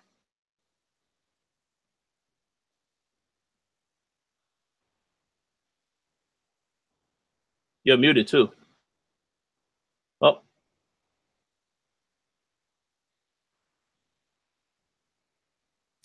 Maybe she's not there. Well, maybe that is the actual reaction. She has nothing to say on State of Decay 2. So sorry, I had technical difficulties. I was pressing the mute, and the mute button was like, "No, I don't want you to unmute because we don't like you." Okay, so one, I have to say this. I really respect you Xbox fans and your loyalty. I really do. You guys have been taking L's up and down, around, left, right, center, to your face, to your feet, your nose, your eyeballs. I really love you guys and the fact that you are so loyal and so dedicated to Microsoft. I'm not surprised that, it's gotten mixed reviews. Again, I'm kind of like Gary, where zombie games are really not my thing, although I will, love me some Resident Evil every once in a while. But this did look like it could be okay. It didn't, for me, it just didn't look like something that was truly exciting and would, make Xbox, number one again and really put it on top. So I'm not surprised by the reaction of it. I do hope that because of this failure, that it ignites something in Microsoft to create games that are worthy of an actual praise. So just like Nintendo and how poopy it got and, it had its up and down moments, I hope that you guys get your ups. But State of Decay 2 is not one of your ups. But I'm pulling for you. I'm praying for you. So we'll see what happens at E3. But I got my fingers crossed. Don't give up hope. Absolutely. Well, I just find that there is irony in the title State of Decay. Because that kind of predicted how the end product would actually be presented. And it's unfortunate, I played State of Decay, the first game, and the first game was good, although it had a lot of technical issues. It was an okay game. So coming into this experience, I expected it to pretty much be the same. Now, I haven't played State of Decay 2 yet. I will try it out this week, and then, I'll have something to say about it next week. But I know my brother had a chance to play it, and he thinks the game is fine. It's a fine game. It was going to have some issues, though, with the technical stuff, because that last game had a whole bunch of issues that made it very tough to play sometimes. So it's unfortunate to know that they haven't really gotten over some of that stuff. Obviously, I guess Microsoft will continue to release updates to try and correct some things, different patch updates. But yeah, if the game has issues, it's going to have issues. And the mixed reception, I think that is fully expected. So one thing I do want to say real quick, and then I'm going to ask a question because Ruthless has a question for Gary. Just so that I want to make this as even keel as possible. I've said multiple times on this show that if there are any games that I don't like, I will say it. It doesn't matter what system it's on. And a lot of people will think that, we favor Sony sometimes. As I said before, Sony's done an excellent job this generation. But I have to make this comment and say this. And since this game has been compared because it's a zombie apocalypse type of game, there is another game coming out next year that is an apocalypse type game. It doesn't have zombies in it, even though they're not calling them zombies. And that is Days Gone. Now, there was a gameplay video released from Game Informer, because that's the game that's featured on their magazine right now. I have to say this right now. After watching that video, that game also looks extremely disappointing to me as well, because of the fact that they said a lot of different things in that video that really makes me feel like this game, maybe it'll be an okay game, but it's not a game that I'm hyped for, at least not anymore. It isn't, because they mentioned the character, he has this whole thing with his motorcycle, and they mentioned that a large part of the game is going to be about him getting his motorcycle back after he loses it within the first couple minutes of the game. I don't want to play that type of a game. And then I saw a lot of the sequences they had where he's actually shooting the bad guys, and I'm like, oh, this could get real. This could get real tired real fast. Now, obviously, I haven't played it yet, so if I get a chance to play it at E3, I'll have more to say on it. But what I see of that game, not really too impressed by it at all, to be honest. I honestly think that Sony Ben, they should have just made another Siphon filter. And I've had this conversation with quite a number of people that agree, yeah, Siphon filter, maybe they should have just did another one of those instead. But for what it's worth, I guess they did say that that was the alpha build, even though we already know damn well that the game probably is not going to be too different from what we saw. So we'll have to see what it is. Maybe the story is fantastic, and that's going to be one element about it that's going to be great. But I am not impressed with what I have seen thus far. So just wanted to make sure that I was very clear, make this even kill. I don't criticize just Xbox games. I criticize any game if I think it's not living up to its expectations. But to jump back onto this particular topic of State of Decay, it's, you know, we'll see what happens. You know, I believe Microsoft definitely has a lot of other things that they're working on. As you both had already mentioned, there were leaks of Gears of War 5. I personally am looking forward to that because I enjoyed Gears of War 4. You know, the way they ended it, obviously, it's going to continue because there's still a lot of things they have to address. So I'm looking forward to the next Gears of War 5 and whatever else they show. We still do have Ori and the Blind Forest 2 coming out also. That is another game which I was surprised of. The first game that they released was another great game. So I believe Xbox definitely has some surprises in store at E3, but up until now, you know, when they're not doing too good of a job, you can't sit here and just say, oh, they're doing an excellent job. No, we got to keep it real, you know, and if it's not living up to expectations, then you just got to be open about it and say that. So we'll see what happens. But I want to ask this question real quick for Gary, since Ruthless brought this up, and he said how you mentioned Crackdown 3. They haven't said anything about Crackdown 3. Is worrying. So his question to you is, where the hell is Deep Down on PlayStation? Yeah, and my answer to that is, yeah, I'm asking the same question. Like, I agree with you. Like, yeah, I don't see, because, you know, he's trying to trap me and you know, expose me as a quote unquote PS4 fanboy, PlayStation fanboy, whatever. But when the shoe is on the other foot, I go at Sony too. The only thing I have to say on that is Sony has actually been delivering. Like, they've been delivering with, you know, exclusives and multi-platform titles. So there's not much I can really, you know, argue with them at this point, because they've been putting quality games out, you know, over the past year or so. Before last year, go back and listen to some of the co-op podcasts from before 2017, and you'll see I was going in on Sony just as much as Microsoft, but they've actually been delivering now, so there's not much I can really say.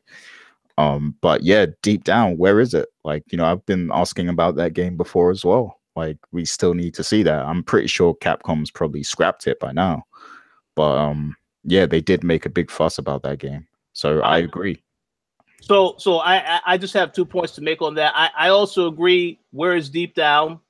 But I also would like to question, where the hell is the next Dragon's Dogma game? Because that is another game that a lot of people were like, where is the sequel to this game? Because the first one was great. But I guess we won't get those answers. And then on the flip side of that, I'm going to say we can criticize the fact that Deep Down is missing, nowhere to go now. But let me ask you a question, an honest question. And Ruthless, you can answer this question also. Would you rather have Deep Down, or would you rather have Monster Hunter World? Because I guarantee to you that Monster Hunter World, I'm pretty sure they spent a lot of resources and time to make that game. And if they spent time on Deep Down, you probably wouldn't get half the other games that Capcom have already released so far this generation. So Monster Hunter is pretty much a commercial hit from everything I've seen so far this year. So I think, hey, yeah, we can criticize Deep Down, but Monster Hunter World, you said yourself, Rufus, you still playing it. So I don't know. I mean, I think it is what it is. I mean, if they didn't release anything at all, then I think you can really criticize them and say, oh, well, you guys haven't done anything. But they're still releasing games, so I don't think you need to, you know, go after them too harshly, because, I mean, you're still playing the game. But that's all I was going to say. Ain't going too much off topic. Do you guys have any other thoughts on State of Decay 2 before we move on to our next topic? Can I just quickly say one thing? That State of Decay 2 is fun. The only problem is that it's so darn glitchy that you forget that you're having fun. You're not having fun anymore. It overtakes having fun. I would say that the glitches are similar to Watch Dogs. So just after a while, for me, you just give up. This is disappointing. I don't know why this is happening. And to keep relying on patches, I think you're just being lazy at this point. So that's my thing. It could have been an actually decent, good game. It is fun when it's not glitching. I agree. Yep. And that is the same issue they had with the last game. So many glitches, so many technical issues, and that really hampered the experience. So, again, I haven't played it yet, so I will try it this week, and I'll have more to say next week. But, yeah, Max, the next time we get him on, I'm pretty sure he'll have something to say about it as well. So we'll see. But let's go ahead and let's move on to our final topic for today. This is obviously, I believe, the biggest news of the week, and the fact that there is going to be more on this news later because we do know that there will be a response to what took place. But as I mentioned at the beginning of the show, Mr. Lugo actually went to the Call of Duty Black Ops 4 event in Los Angeles earlier this week. And he basically, there's a multiplayer video that is currently on YouTube, as I mentioned. So definitely check that video out with commentary as well. But the whole thing about this event is that, Activision announced their, Black Ops 4. We saw gameplay. We saw the fact that it's going to be a multiplayer only experience. There will be no single player campaign whatsoever. And I believe this is something we spoke about before. It's also going to have its own version of Battle Royale mode. I believe it's called Blackout. So, and it's going to have zombies like pretty much all the Call of Duty games have. So, wanted to ask this question on what do you guys think about this news regarding Black Ops 4? Are you excited for the game, or do you think that are you just not looking forward to it at all? I'm actually going to start with you first, Gary, because I know you took a break from Call of Duty for a little bit of time, and you was on Battlefield. So now that you know that Call of Duty is not going to have a single-player campaign, it's all multiplayer focused, are you more likely to pick up the game or not at all? Yeah, so just to keep everyone up to speed, so I believe the last Call of Duty game I bought was Advanced Warfare, which was probably like 3 years ago or something like that. It was a few years back. But yeah, since then I've had a policy that I'm not buying any more Call of Duty games because it's the same old thing every year, and I'm tired of buying this game. I'm tired of playing it. And I did move on to Battlefield, and now, Overwatch is like my, main go-to FPS experience. But so let's get to Black Ops 4, right? So yeah, that policy still remains, but I must say one thing. When I saw the game during the announcement, it looked kind of fire. Like I can't even lie. Like the game looked pretty good. Like I'm not gonna lie to you. Like I was kind of impressed. Like, wow, like this actually looks good.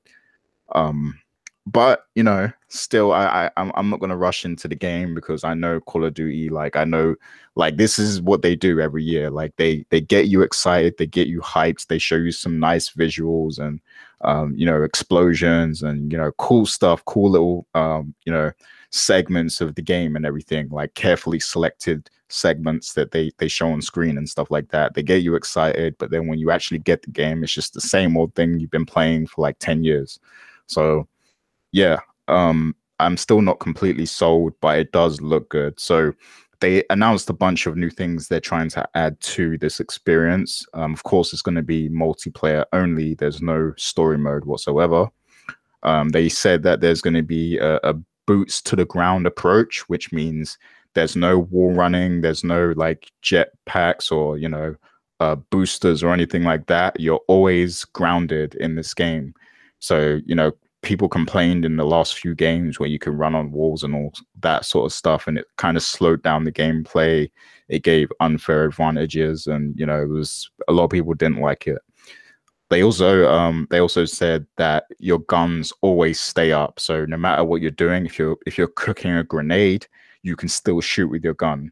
If you're throwing something else, or if you're throwing out a grapple hook or something, you can still use your gun and shoot, which is kind of cool. So it's like you can always shoot no matter what you're doing with the other hand, and I find that pretty cool. And they also went into this whole monologue about the actual guns being characters themselves. So it sounds like they're putting a lot of attention to detail and the different guns that you can get and everything, and they're all going to be kind of different in their own way. That remains to be seen. I guess we won't know that till we actually get to play the game. I also like what they're doing with the healing. So your character doesn't automatically heal. Like, I think in previous games, if you just like ran to the corner somewhere and sat down for a few seconds, your health would gradually get better. This time around, that's going to be something manual. So you have to manually heal yourself, like, with supplies or whatever. So I think that's interesting because it makes you really think about your movement, in the game, because you have to, it's something else that you kind of have to consider. It's like reloading. You have to know when to reload and stuff like that. So you're going to have to think about when to heal yourself. And I like that element, especially because I'm an Overwatch player, like where, healing and stuff like that is something that's very important. So I like that approach that they're taking because, Call of Duty got too casual and too run and gun, and you didn't have to think about things like that before. So I think this is going to add a new element to it, and I think that was a great idea to implement that. Then they talked about zombie mode for a long time, and I don't care about zombie mode, of course, but it looks cool for the people who are interested in that. Now, as for the blackout mode, I can't lie, like Battle Royale is fun. If you played PUBG or Fortnite, it is fun. Like PUBG, it was really fun for a while. I don't really play it much anymore, but the whole Battle Royale theme is pretty fun, having all those people in one server and you have to keep fighting until you're the last man standing and everything like that. I do like the concept. They didn't show anything of this blackout mode, but they did, talk about how big the map is going to be. They also interestingly said that zombies are going to be on the map too. So not only do you have to worry about all the other people in the server, but you also have to worry about the zombies on the map too. And I think that's really interesting that they're kind of blending everything in the Call of Duty experience into the mode. So I think that's going to give them a good edge in terms of the Battle Royale. I think they're probably going to unveil this mode at E3. So that's something else to look forward to. But I just want to end this off by saying that even though the game looks kind of fire to me, I really just want to see what DICE is going to do with Battlefield, because Battlefield is going to have Battle Royale 2, and I've always preferred the Battlefield style of play over Call of Duty, and Battlefield has more experience with creating large maps. Like all of their games have had extremely large maps, so I think they can do it better than Call of Duty can, because I remember Call of Duty Ghosts, they tried to do bigger maps in that game and they did not do a good job of it.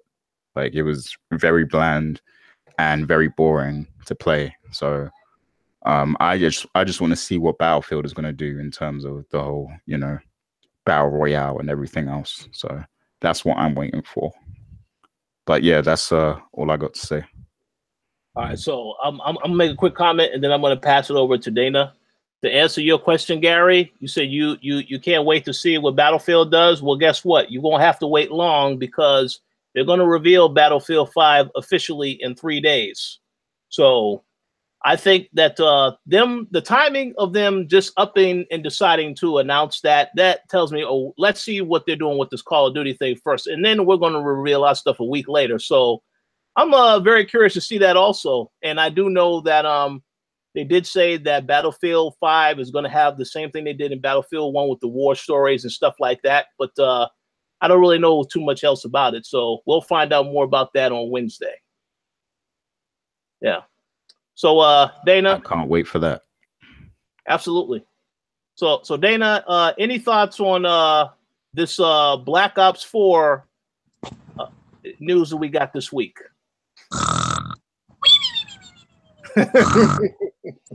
Oh my gosh, it's the same game every year. I zoned out. But one, I'm upset because it's no more single player campaign. And I like single player games. So right then there, I have no interest in this game. Also the battle royale thing, the blackout, it does look interesting. I'm not gonna lie. They said it's gonna be the biggest, ever, and that it's 1,500 times the size of Nuketown. So that seems really fun. War mode is not returning. Again, boring. There's the beta only if you pre-order.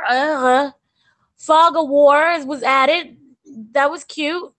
I don't like this at all. To me, it just seems like it's the same game every year. So I'm not really interested. I miss Bad Company.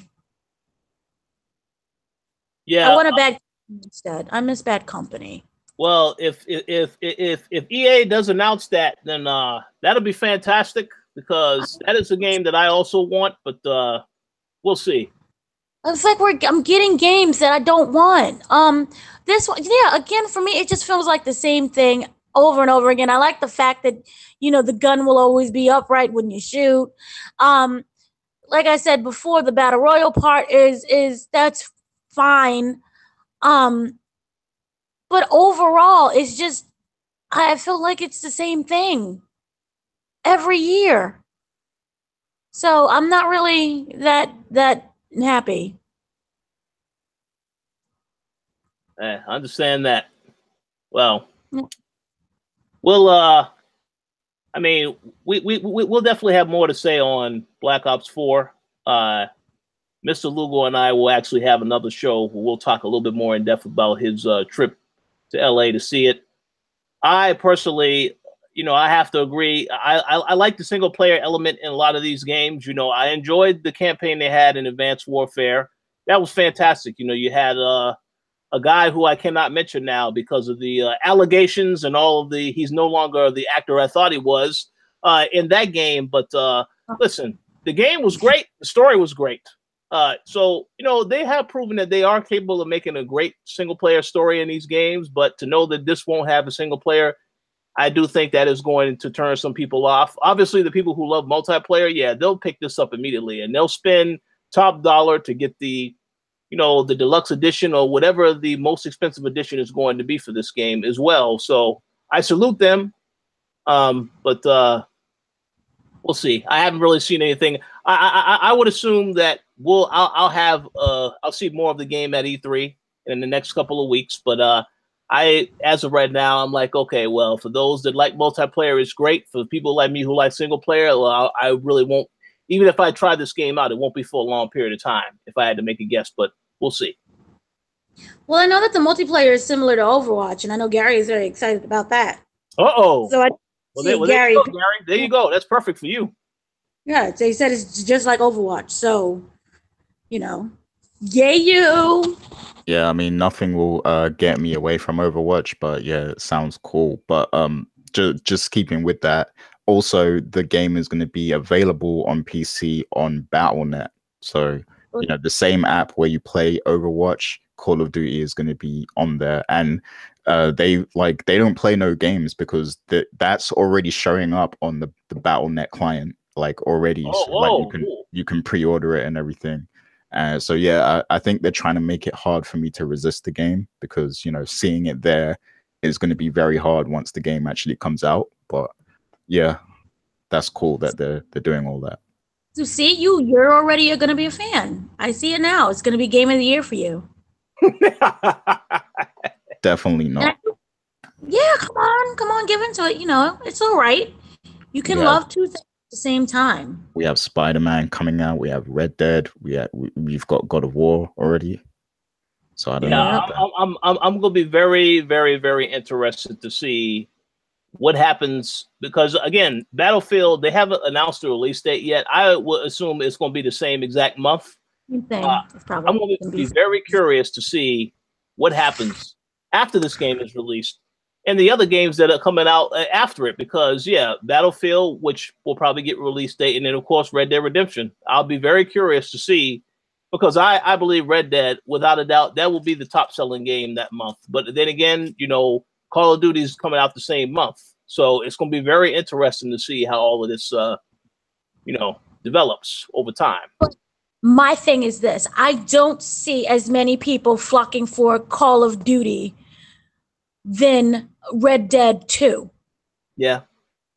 I see that way outselling, the same game we've had for the past, 10 years already.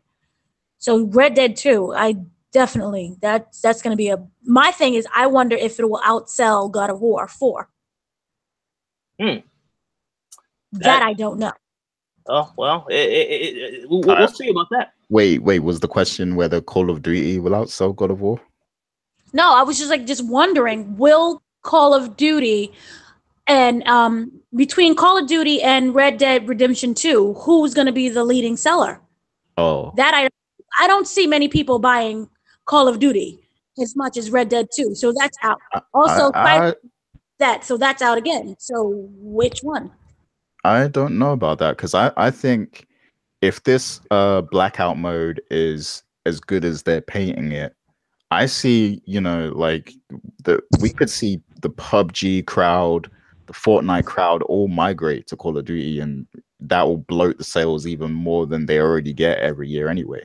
So I think Call of Duty, there's a huge chance Call of Duty will be selling a lot more than Red Dead, I think. Boo. Because because Call of Duty has that casual appeal as well, where everybody in the world knows about it. Yeah. But it's the same game every year. Yeah, I personally have to say I agree with Dana, only because every time Rockstar releases a game, it's an event. They spend years making one game. I'll be surprised if Red Dead doesn't outsell Call of Duty. I think Red Dead is and the funny thing is Red Dead comes out later than Call of Duty. I believe it comes out on the 29th. I still think it will outsell Call of Duty if I had to make a guess, only because everyone knows Rockstar puts out quality products. They don't release a game every single year. So I'm curious to see, but it's going to be very interesting to say the least. Call of Duty is still going to have his fair share of fans. As you already know, Gary, you said you're definitely picking this up. Day one, immediately. So anything is possible. We'll see what Battlefield does, because it's likely I am going to get one of these games, but it's more likely to be Battlefield.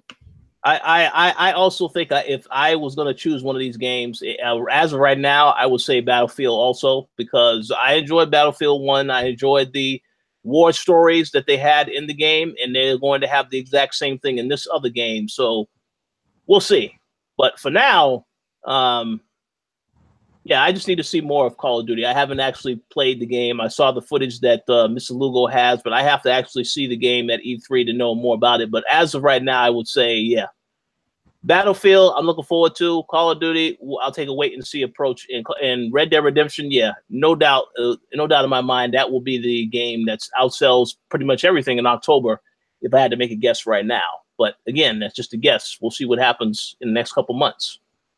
Yeah, I'm going a delusional route and going for Bad Company 3. Just let me live in my fantasy world, because for me, that and Red Dead, I'm good. And Spider-Man, I'm good for the rest of the year. Yeah. Absolutely. We'll see. All right. Any final thoughts before we wrap up today's show?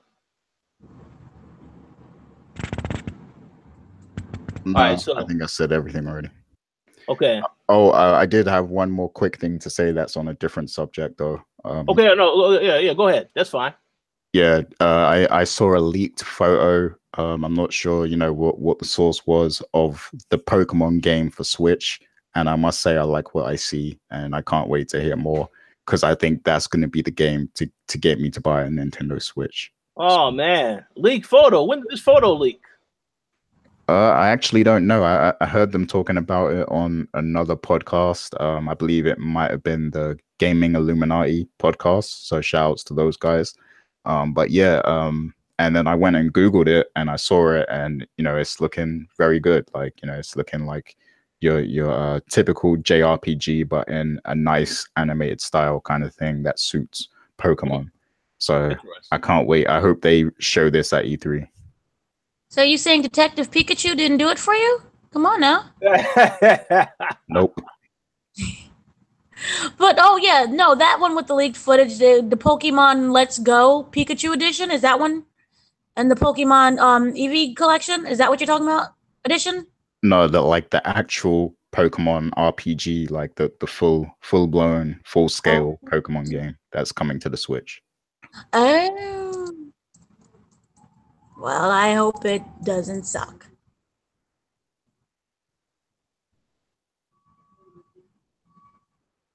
Yeah, I definitely will have to check that out as well. But we'll see. We'll hear more about that soon. Pokemon Go feature. So if it doesn't, glitch or it's actually real, I would like to see that. It'll have some Pokemon Go elements to it. Oh yeah.